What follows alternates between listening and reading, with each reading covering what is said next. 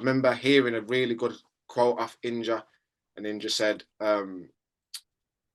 the DJ is like the chef and the MC is like the waiter. So the chef will cook the food and I'm the waiter and I have to wait to the people. And that's how a set should be. You should work with them, not against them, and not try to overpower them. But that energy, I really, every time, because drum and bass is quite a high energy music. So I love to bring that high energy, but a lot of the time I've got to ground myself, because if you are very, explosive, then you can kind of lose sight a bit. So you have to just rein it in. So it's a very fine line of energy, really, that I have to maintain before a set, Hello, and welcome to another episode of the Real Junglist Podcast. I'm joined today by Natty D. Hi, Natty. Hey. Hey. Thank you so much for joining me this evening. How have you been? I've been great. I've really been looking forward to this interview, I have to say.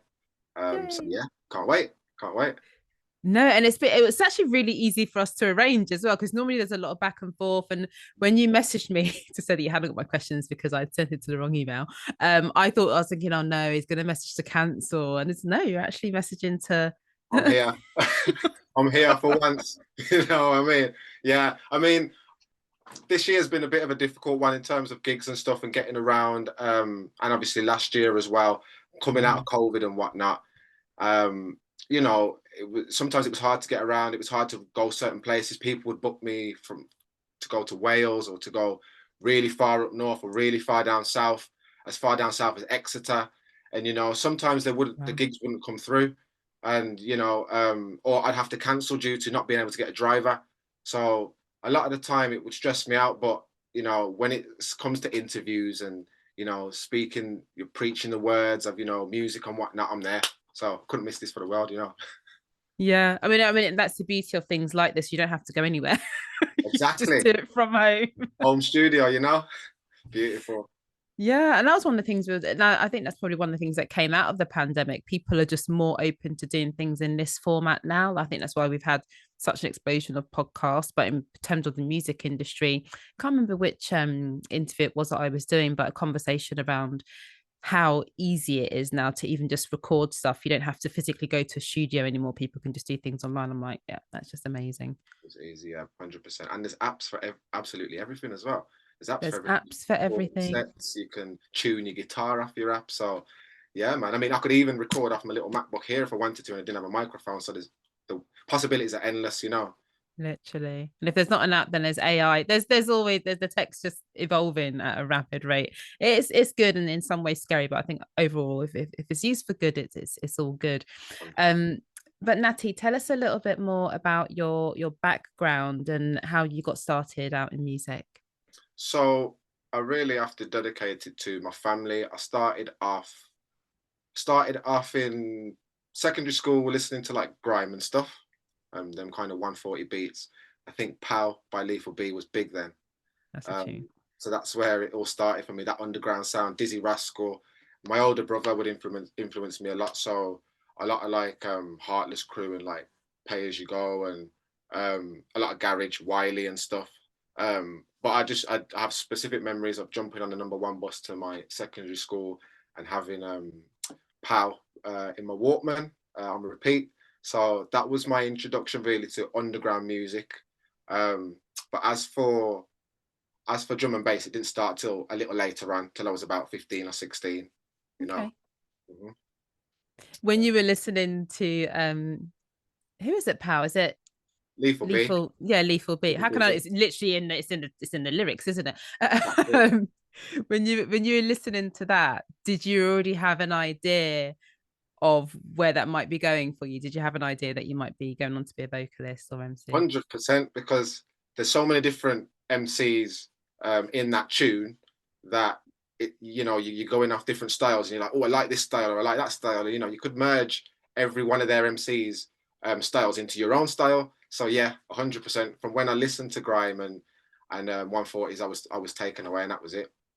Yeah, and I have to say it comes up so much in the conversations that I have, how people's older siblings have an influence on their music. I think in fact so many conversations I've had on this podcast, and there's only been 8 so far, this is the 9th, people talk about, you know, how their older siblings have influenced them, and I think that's such a wonderful thing. You know, it's that thing where music is more than just something we listen to. It's something that actually bonds people, and it's such a common thing that we can all share together. I think it's such a beautiful thing. That's it, man. It's like, it's culture, isn't it? Music's culture, Mm.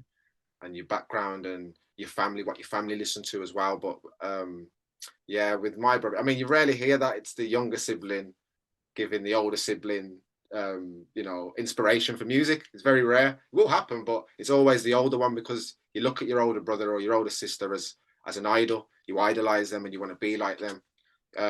So yeah, it was always gonna happen. I was always gonna be inspired by my big brother. Big up Yeah. Jay as well, if you do watch this. So yeah. Yay, good music taste, clearly. Right.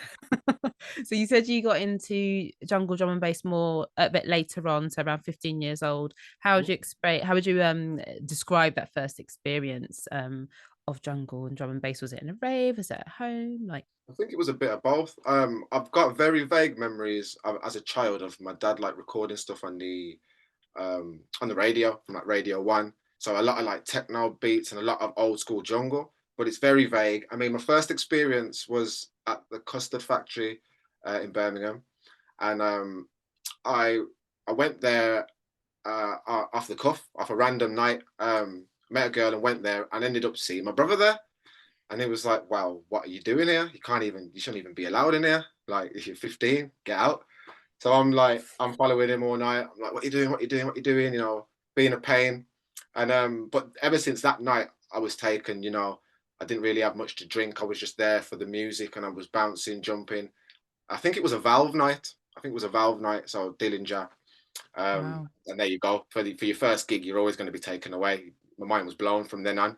But yeah, my brother would bring back CD packs, because I'm a bit too young for the tape packs. But the CD packs would bring back, so like nights from like Bassman's birthday bash and whatnot, and download. And he brought back a few CD packs, and I'd listen to them at home, and I was just fascinated with it. You know, Nicky Black Market, a few of his mixes, Uncontrollables, which used to be Harry Shutter and Skibber D, rest in peace. They used to be called Uncontrollables, I'm pretty sure. UNCZ. Anyway, I listened to one of their sets on repeat, and that was it. And I think that's where a lot of my inspiration for being a drum and bass MC come about, from Skibber D and Harry Shutter, and how they like to chat really quick and really fast, you know. But the main one was going to that Valve night. That changed my life for me, and I haven't looked back since, you know. Yeah. Wow. I can only imagine. And what would you say was some of, so I guess they clearly have been some of your musical and artistic influences. What other influences would you say you've had artistically? What other artists? Well, I love a lot. I've got an eclectic taste in music, which I'm sure a lot of people do. So from when I was young, I was listening to Dennis Brown and Bob Marley and Iny Kamosi and all the reggae stuff, you know. So Bob Marley was absolutely massive for me. But as far as drum and bass goes, it has to be people like Ragga Twins. Ragga Twins really influenced me. That's why I've got quite a ragga tone in my lyrics and flow as well. People like Cheshire Cat from Birmingham influenced me and stuff. But as we spoke about earlier with the whole grime influence and the 140, people like Dizzy Rascal, you know, people like Kano, these were the first influences for me. And it was only when I started listening to people like Ragga Twins and Harry Shutter and Skibber D that I could infuse them almost. So infuse that style of grime with drum and bass. And then that gave birth to Natty D, I guess. You know what I mean? Yeah, that's amazing. And I think, yeah, it's having that eclectic, I'm surprised I said that word right, music taste as well, being able to Yeah. borrow from so many different styles and different people, and then that's helped you to shape your own style, like your own way of emceeing. Yeah, Yeah. definitely. Oh, Definitely. Yeah, that's yeah. amazing. How do you feel that your musical style has changed and evolved over time? Um, I guess it's just a case of, I wouldn't say trial and error, that's not the right way of saying it, but more so you go through life and people say, "Ah, I like that," or "I don't like that." And sometimes you might listen, you might agree with them. Sometimes you might think, "Well, I like that." But if you don't like it, well, I'm not going to listen to you. So a lot of it was that, you know, people telling me, "Oh, this is great." And then that gives you the boost and the morale to keep pushing. But Yeah, I figured this is how it works. I figured out, being a fan of Skibbity and Harry Shotter, you can't always spit that quick and rap that quick all the time. So I had to slowly bring my flow down and make it fit a bit easier to certain drum and bass tunes and jungle tracks. And that's where the influence of Ragga Twins comes in. Much more Mm. slower and much more easier on the beat and not too aggressive. So it progressed like that and evolved like that. But the main thing was working with so many different people. At the start of the career and trying to get my name out there, I'd work with artists and they'd tell me, you're not standing, you haven't got your position by the mic right enough, even though they're not in the same booth as me. So they were hearing stuff that I wasn't, and I had to learn the hard way by people telling me you need to do it like this and do it like that. Eventually, when you know you've got it down to a T and you like what you sound, but people are still telling you you need to do it like this, that's when you have to believe in yourself. And that is the Mm. main thing with having your sound and your music evolving, is believing in it and believing in what you're doing. And if you feel it and it feels nice and it feels right, then that's all that matters. And people, regardless of what they say, they might say it, but they don't really know. A lot of people like to say, "Oh, why don't you try it like this?" Okay, I like the idea, but no, it's going to work like this. So a lot of it just has to do on like building yourself, building your own confidence, and really enjoying what you're doing. Because let's face facts, if you make music and you don't enjoy it, then what is the point, really? I mean, it Mm. don't make any sense to me. I could never make a tune that I couldn't enjoy. It would always have to come from the heart and I have to feel it first. So yeah, it had to evolve the hard way really, and really listening to myself and trying not to listen to too many people. Yeah, I mean it's the question I've often asked as well. Like having that, it's your artistic integrity, isn't it? It's your like you wouldn't go, it's like any other piece of art that people create. People don't necessarily go to an artist and be like, "Why have you used that shade of blue? Why haven't Exactly, you used it?" Yeah. exactly. Why haven't you done it like this, or wrote it out like that? Of course, of course. Yeah. So yeah, it's all people say it's all part of like being what's the word? It's all relevant to what you see. You know what I mean? It's all relevant. But from when that relevance is felt, like you said, and done with heart, then it goes to show so many people, And then a lot of the time when it isn't done with that relevance in mind, and it's just done for people to listen to for the sake of listening to, then it goes to show as well. You know what I mean? If that makes Hmm. any sense. Yeah, absolutely. When you're just thinking about the commercial success or the success of the tune, Mhm. it yeah, it's going to be going against your own integrity, the thing that you want to put out there. And I think it was Facia that was talking about he was talking about there's what did he say, that there's so much music out there. If we all stop, I don't make music, but if everyone stopped making music today, we still wouldn't be able to get through all the tunes that are out there. And so at some point it's about, and this is literally I'm paraphrasing Facia here, this isn't these aren't my thoughts, but I agree, at some point you have to realize that when you're making something, you've got to make something that you like. Because if you're just going to play to the masses, then you're kind of, like you said, you're not going to be in line, in tune with what it is that you want to put out there. Not at all, not at all. And I hear there's so many producers, likes of Diligent Fingers and the likes of Coda, um, these kind of artists. There's many more, but just off the top of the head, these kind of artists, they'll always try and bring a different sound. They'll always try and take out a bass kick out of their drum pattern and make it a bit half timey, or they might put a synth in there that no one has used, and it's not going to be everyone's cup of tea. But the fact is, they're trying something new, and out of the 50 people, there's always going to be a few that like that sound, Yeah. and it's always about you know like pushing boundaries. I believe Yeah. it's the same with an MC. It's about pushing boundaries. So I'm trying to do things a bit different. And on that MC part, because it's quite a hot topic at the moment. I've seen a few people in the scene talking about like the future of MC and the importance of having MCs on sets. And I think a lot of MCs, from conversations I've had anyway, feel like they have to move more towards hosting rather than having their bars that they spit and things like that. Like how has that impacted you, and what are your thoughts around that? Um, I find it, I find that to be right. I find that to be correct and true. There's nothing worse. I've heard it from so many people. There's nothing worse than having an MC that wants to just chat and chat throughout the whole set and not let it breathe. But I was that MC once upon a time, and you have to work from the bottom and build up. And it was only thanks to Daddy G, big up Gav, you know, who helped me, and Cheshire Cat and Margaman and all these guys that said, you know, Natty, just slow down and calm down. But as a artist, recording artist, vocalist, you want to showcase your talent. As an MC, you got to know when is the right time to showcase that talent on the set. Because if you're doing it in between a mix, the DJ's not going to be happy. The raver's not going to be happy. The only person that's going to be happy is yourself. And it's not about that, is it? It's about making everyone else happy as well as yourself. So yeah, it's a really good question, that. And I really do believe hosting is an art. It really is an art. A lot of people can get the mic and chat whatever they want for the hour with that DJ. But when it comes to hosting a set correctly, you know, coming in and out, my girlfriend made a really good point as well, Cam. Big up, Cam. And she said, Hey, Cam. she said sometimes when you don't hear an MC on a set for a bit, you know, he'll introduce it and then he'll do a few little shout outs here and there, and he won't talk for 2 or 3 minutes. And like, and that's great, because it's everything in moderation. And you've almost forgot the MC's there. So when you hear him again, you're like, oh, well, we got an MC on the set. Well, he's good, and he's bigging up the crowd, and he's doing this.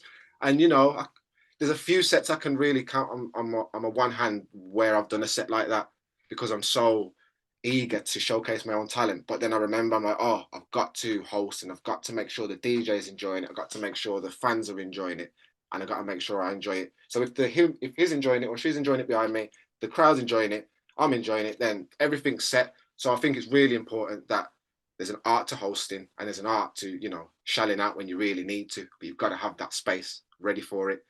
You don't want to do it on a big double drop and start going crazy when, you know, it doesn't work like that. It doesn't work. DJ's lined it all up, waiting to go, and he's going to chat all over it. Yeah. I've got the DJ giving me weird eyes, you know what I mean? Or like, hey, shut up, man. You know what I mean? And it's happened before. My DJ take the mic, cut the mic off. I'm sure loads of MCs have had it, when, you know, you're going through and all of a sudden you can't hear yourself, and you look, and the DJ, he hasn't even told you he's turned you off, but he's just turned you off and he's gone back into it. So it happens, you know what I mean? Wow. There's an art to it, man. There's an art to hosting, for real. Yeah.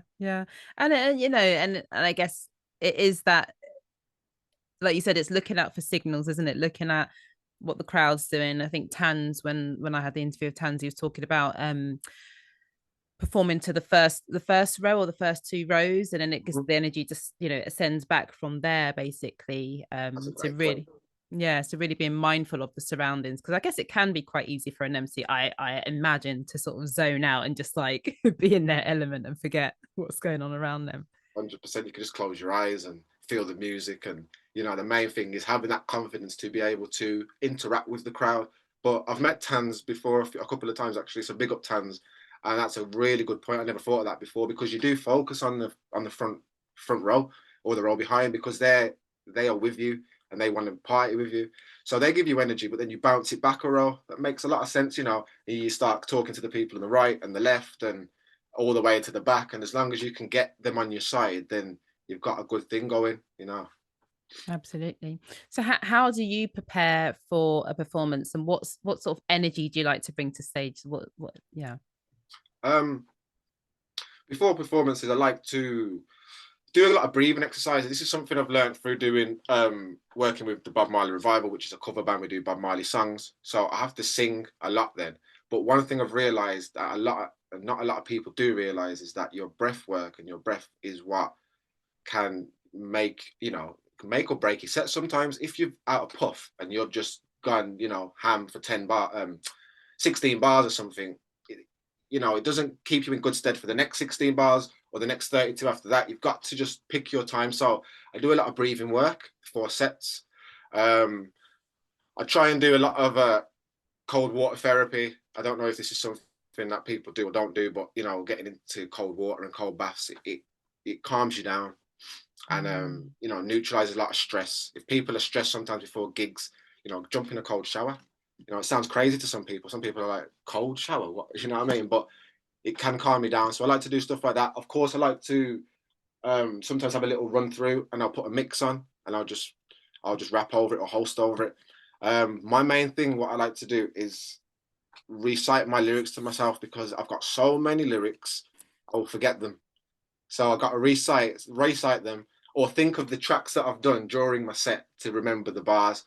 But as far as as getting prepared for a set, it's not like a rigorous routine or anything like that. I just try and keep as calm as possible. But the energy I like to bring, it's always got to be that explosive energy and that fire. But you've got to be careful that you don't go overboard and then you're stealing the show from the DJ. I remember hearing a really good quote off Inja, and Inja said, the DJ is like the chef and the MC is like the waiter. So the chef will cook the food and I'm the waiter and I have to wait to the people. And that's how a set should be.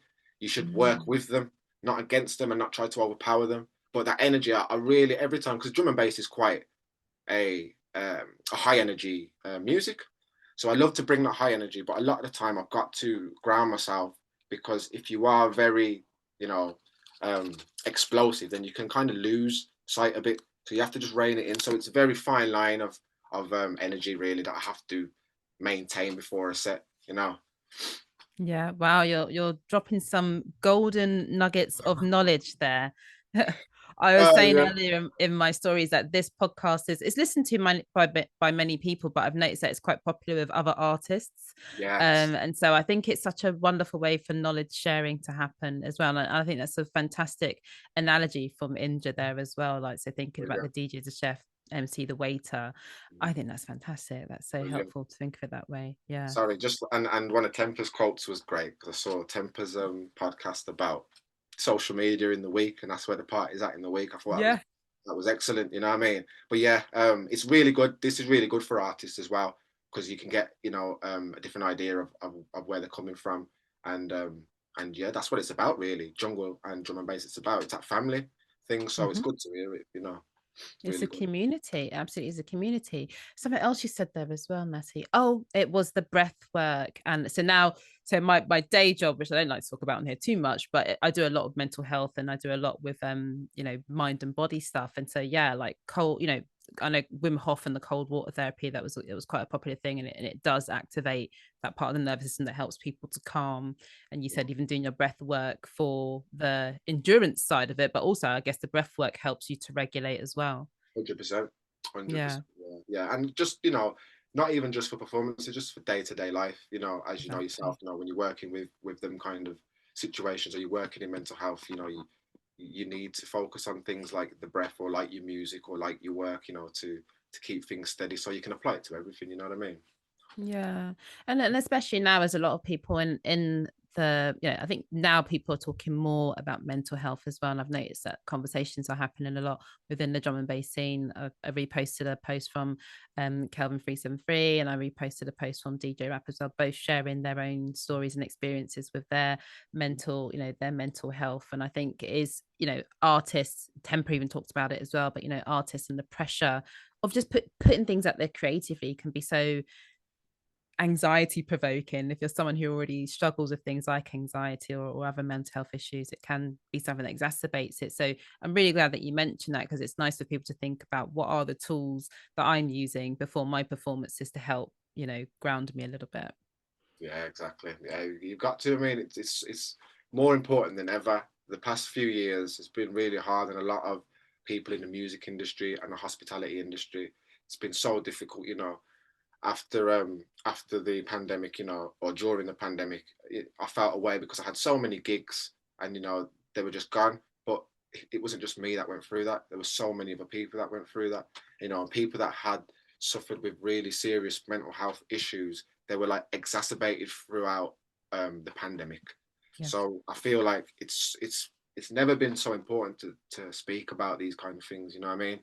And that I'm really proud of Cam as well for Sisterhood and bringing that through. And there's a lot, there's loads of people that you wouldn't even think of suffer. We're all human, we all suffer with mental health, but it feels like the music has set a lot of us free and made us feel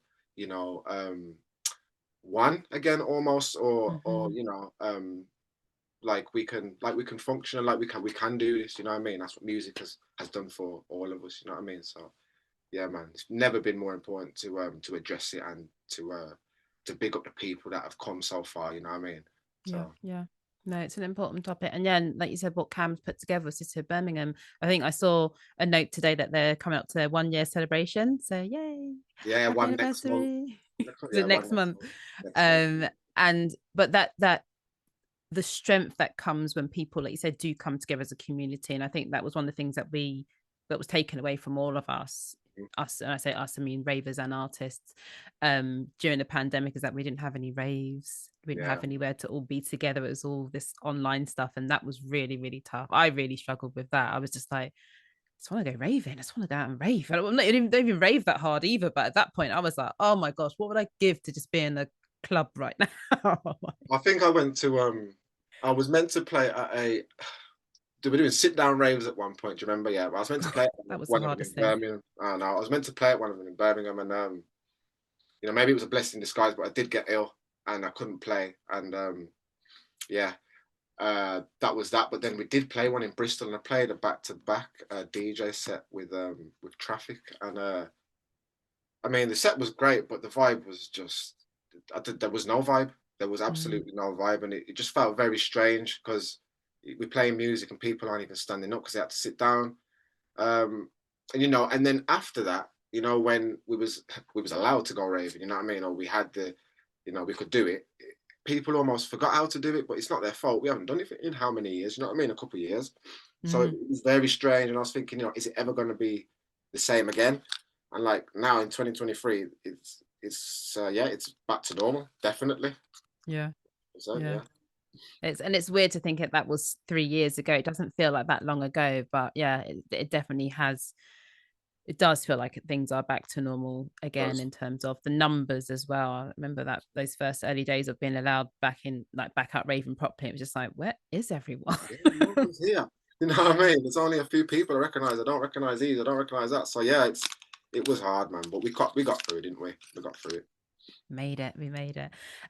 Are there any, you know, as your time as an artist, are there any standout or memorable moments that come to mind, and what makes them so memorable? Wow, yeah, so many. I mean, I had to write a list down. I had to write a list down to just get reference off. But I put a birthday bash on last year, through the name of like my label 0121 Recordings, well, mine and Cam's label.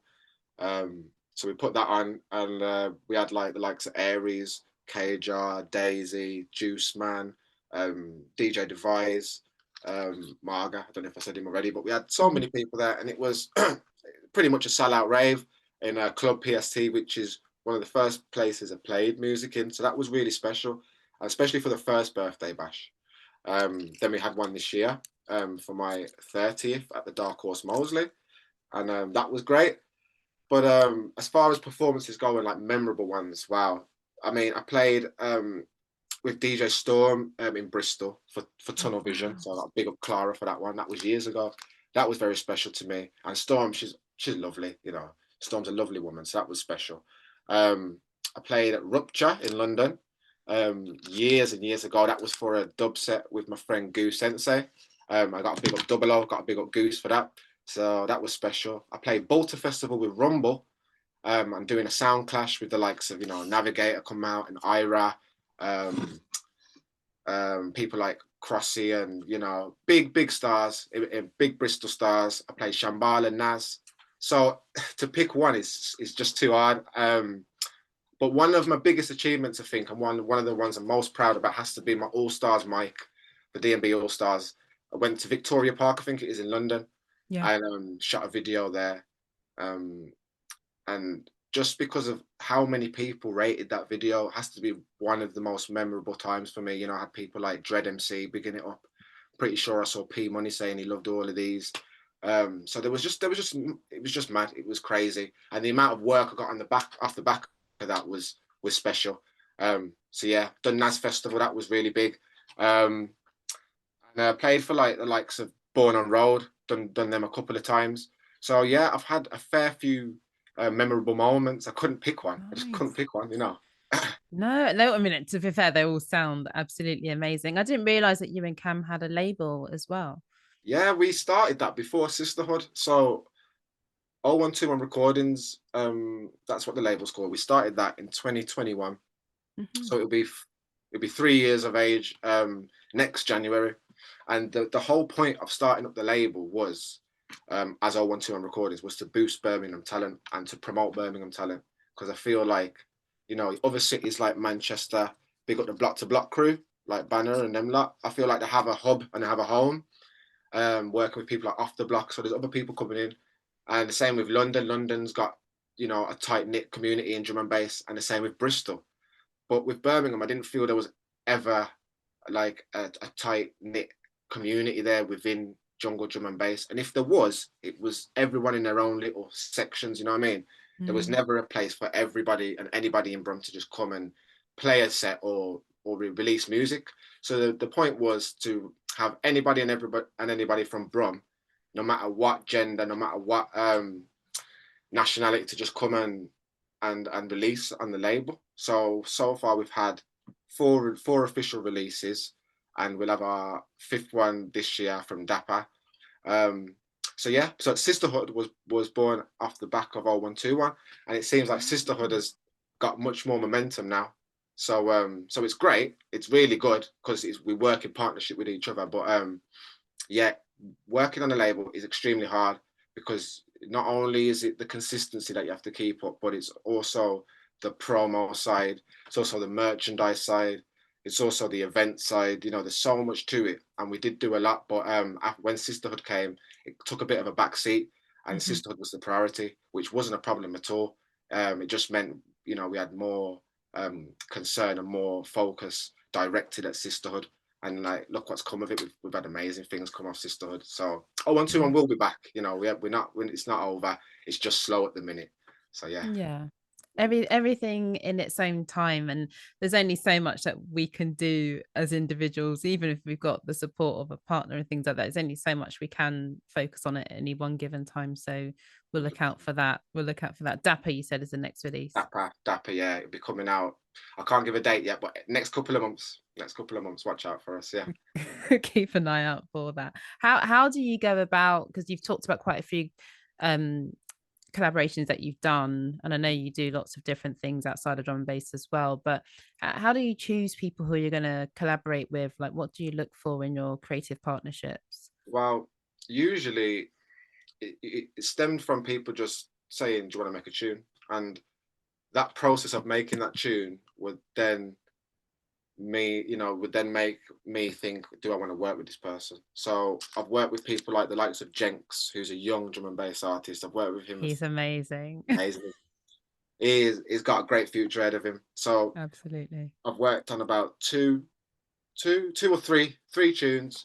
One which was a solo one from him, Jenks featuring myself. 2 others were collaborations. But the way that we made the first tune, Rise, on Gyro Records, that was crazy. It must have been 3 days. He said gave me the brief. He wanted a vocal like this, done like that.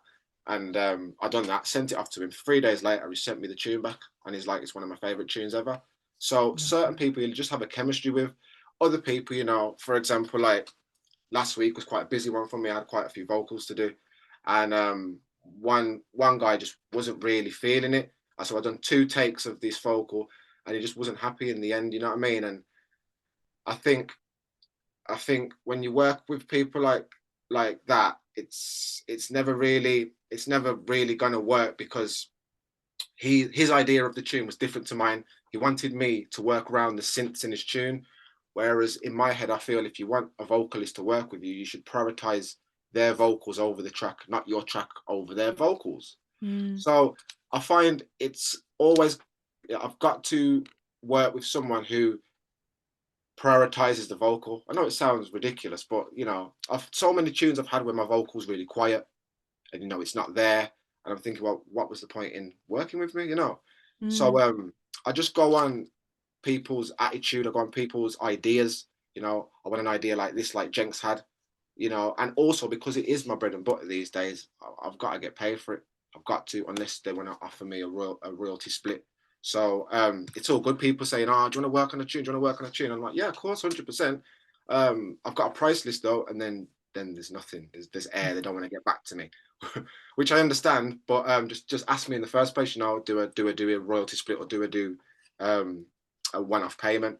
So yeah, when I first started working on tunes, it was pretty much hit and miss with whoever I worked with.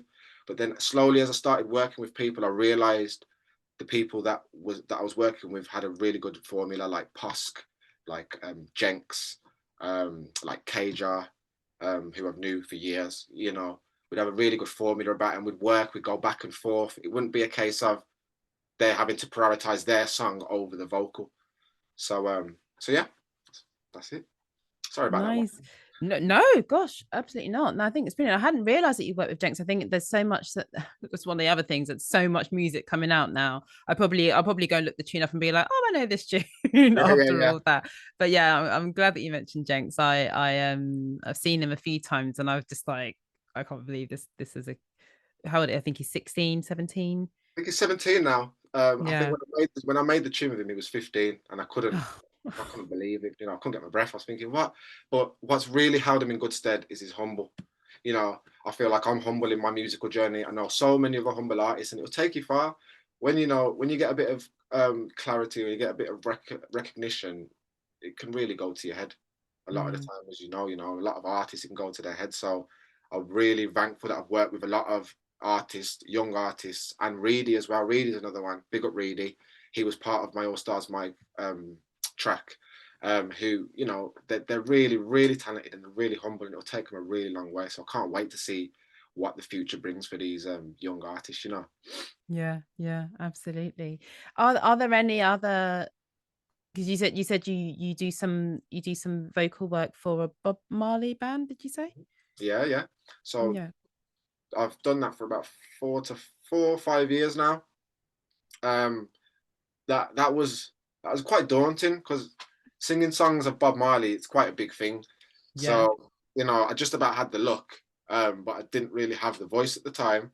And the first festival we done in a place called Theakston, I think it is, by Ipswich, for a VW festival. And I was so nervous, but we got through it and it was good.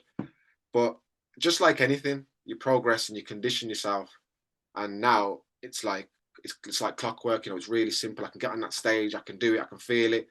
But it's very, very emotional, singing songs like No Woman, No Cry to people, you know, Three Little Birds, you know, these are people's songs that, you know, they've lost parents to, or, you know, they had their wedding dance to. So it's really, really personal, these songs. But the amount of joy it gives me to be able to sing these songs because I've listened to them as a child, you know, it's unbelievable. So that's another thing you got to tell MCs and artists, is that you don't know what's around the corner. Like, I never would have ever expected to be singing Bob Marley songs. No way, you know. But now it's a serious thing. And now next Monday we're in Windsor Racecourse singing Bob Marley songs. So, you know, you just can't make it up, can you? Really, it's crazy. It's amazing. Wow. Yeah. Oh, are there any other genres that you haven't done any performances with or worked in that you would like to explore?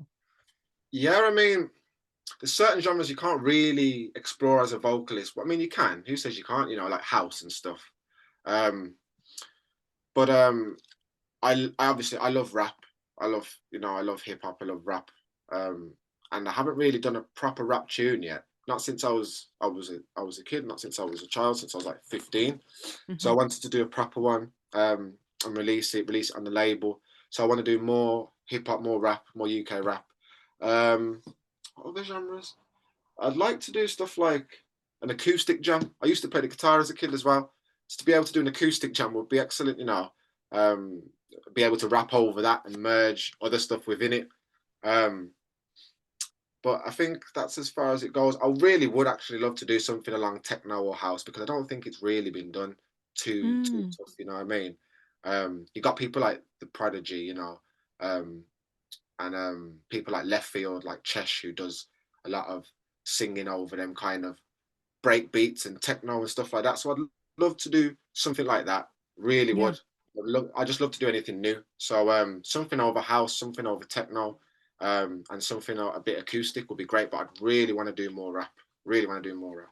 Okay, well, hopefully now you've put it out there, speak it into existence. Manifest it, yeah. Exactly.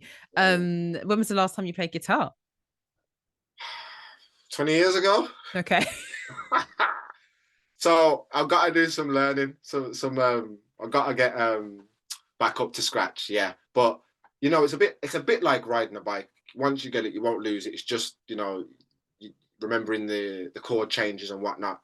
And the practice makes perfect. I haven't actually got a guitar at the minute, so I can't really practice. But that's on the agenda. It's on the agenda, 100%.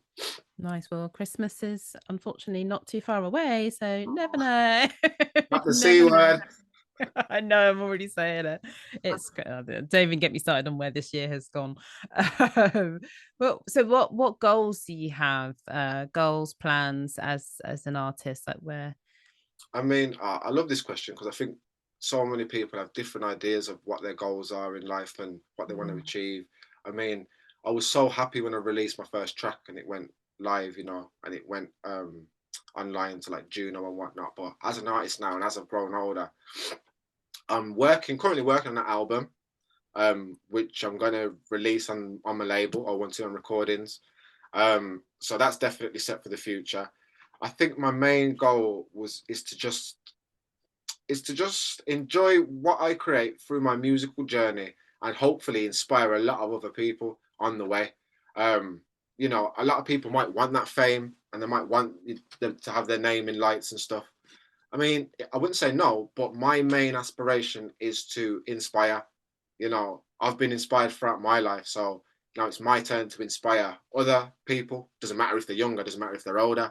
To just be able to be self-sufficient. You know, I left my 9 to 5 last year, January, I think, and it's been really hard. You know, I've got to big up Cam, my girlfriend, for supporting me and helping me on the journey. So I think, yeah, that's a goal to set. That's something to aim to, is to just be completely self-sufficient with music and to be an inspiration to a lot of people, you know, and obviously have my album out, which I can't wait for people to hear. Oh, that's exciting. Yeah, having that support network is so important. And congratulations on, being able to leave the 9 to 5 and really focusing on your craft, really, and on your art. So yeah, exciting times. What advice, on that sort of note of inspiration, inspiring others, what advice would you give to any recording artists, vocalists, MCs that are looking to come up in the scene? To do you and stick to you. There is so many MCs, vocalists, artists, DJs even, and producers that feel that they have to follow like a certain sound or a certain style. Especially with MCs, it's hard to hear an MC that you haven't heard and you thought, wow, that's different. You know, everyone's doing the double time. Everyone's doing that.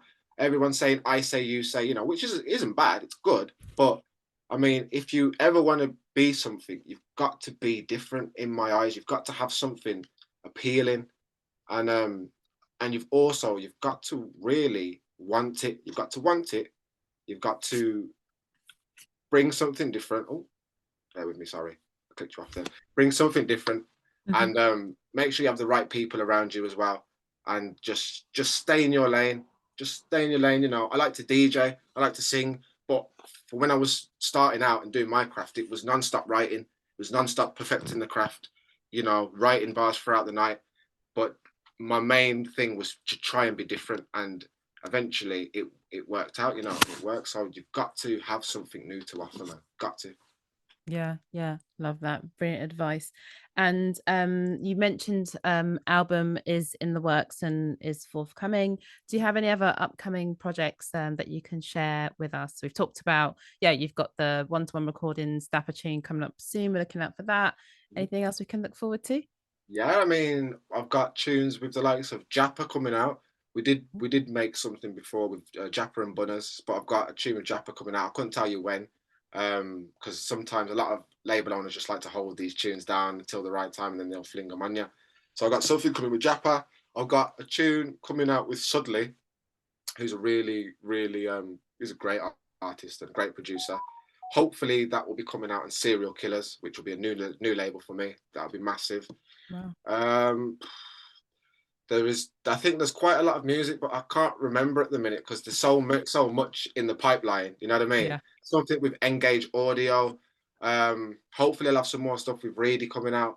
I've just had a new track out with Bunners again called Trouble. So drum and bass people and ravers, go check that one out. But yeah, as it stands, it's just mainly focusing on my album and a few releases here and there for 012 as well. So yeah, much more to come, much more. Fantastic. Oh, this has been a wonderful conversation, but I cannot let you go without taking you through a round of this or that. Yes. I had this like afterthought. It was too late. I didn't have time to then go and do it. I was like, I should ask him the same questions I asked Cam, see if they say the same answers, but it's too late to do that now. So maybe some of the questions might be the same. I should have thought about that beforehand. I only thought about this. So quick fire round of this or that. First question, Nike or Adidas? Nike.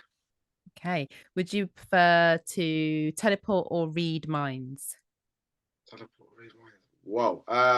Teleport. Yeah. Cooking or cleaning? Cooking, 110%. Okay, nice.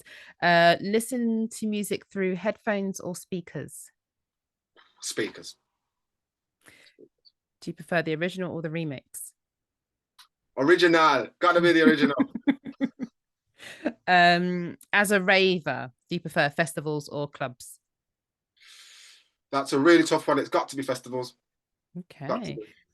Is that because of the daytime situation? Because of the sunshine, and it's because I get to have a good night's sleep. That's what it is. I get to go home early. I get to sleep. Nighttime raves, you know, you're not sleeping till early hours of the morning. But I tell you, festivals, there's just something in the air when the sun's coming down. You've got a nice drink. You can't beat it. You know, we done D&B Collective in Birmingham not too long ago. Sorry, some lights coming through. We done D&B Collective in Birmingham not too long ago, and it was just an amazing day. You know, everyone was on that vibe. I probably would have said night raves before I went to this D&B Collective event. It was that good. So festivals all day, every day. Yeah, festival vibes, festival season. I love a good festival vibe. Would you prefer to have £100,000 in cash immediately, or take an all expenses paid trip around the world? Whoa! I'll take the cash. Take the cash. I'll take the cash and then go around the world myself. Yeah, exactly. And then actually, I'm going to ask you two more. First one is, does a drinking straw, does it have one or two holes? One. And would you rather have to always wear really, really, really heavy boots, or to never be able to wear shoes or anything on your feet at all? Never wear shoes and nothing on my feet at all. That would be perfect. We've got to be grounded with Mother Nature, you know. It's how we were made. It's how we were made. It's so true. I love that. Oh, Natty, this has been a fantastic conversation. I can't wait to get this out there. And just before I let you go, if you just let people know where you're most active on social media. Yeah, most active on my Instagram. My Instagram handle is Natty D93. Also, you can follow Sisterhood Birmingham, and also follow 0121 Recordings. I'm also on Facebook as Natty D, and SoundCloud as well as Natty D. And you can hear all my collaborations on SoundCloud.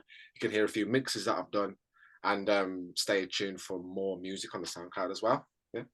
Brilliant. I'll make sure that all those links are in the show notes. This will be going on YouTube and on Spotify. So I'll make sure all the links are there for people to have a look and listen. Thank you so much for joining me. Thank you so much for having me. I've enjoyed it so much. That hour has flew by.